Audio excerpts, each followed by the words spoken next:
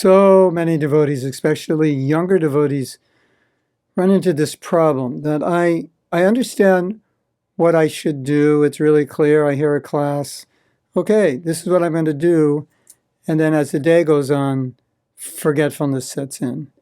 And we don't do what we intended to do. So how do we deal with that?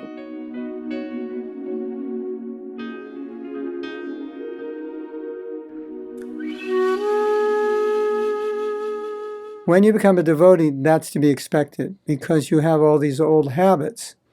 And so the old habits don't just die because you understand what you should do. The old habits die over time as you become purified, and they die also through practice of right actions. So it's just something we have to expect is going to happen rather than be discouraged by it. It's just a reality that I'm going to be intentional, and sometimes all my intentions will get turned upside down by my conditioning, and I will revert to acting, thinking, speaking in ways I'm conditioned to. That's just the process. It's not like you should become discouraged, although it is discouraging, I admit, but it's not like that should discourage you in the sense that that's just what you've bought into in the attempt to become Krishna conscious. So the best way around this is practice the behaviors that you want to develop, those ones that you hear about and you say, yes, this is who I want to be, this is how I want to become, the person I want to become, these are the actions I want to practice, and just practice them. Don't assume that just because you want to do it, you will do it. You have to be at least determined to practice them, and then sometimes you'll slip, and you'll slip into your conditioned behavior.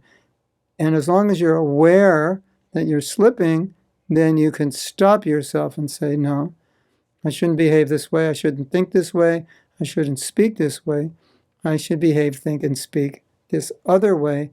I need to practice that. Practice, practice, practice, practice, until that replaces the old conditioning or the old samskaras. And therefore, my practice of Krishna consciousness now is not so much a practice, it's just a natural way of living because I've practiced it so much. So if we just understand this is what we're fighting with, this is the obstacle, we won't be so discouraged when our conditioning kicks in. We'll just understand this is who I am, a conditioned soul, and I need to practice being Krishna conscious as much as possible. I need to practice the behaviors that I want to develop within me. That's just the process. That's how it works. That's why it's called sadhana. Sadhana is a practice.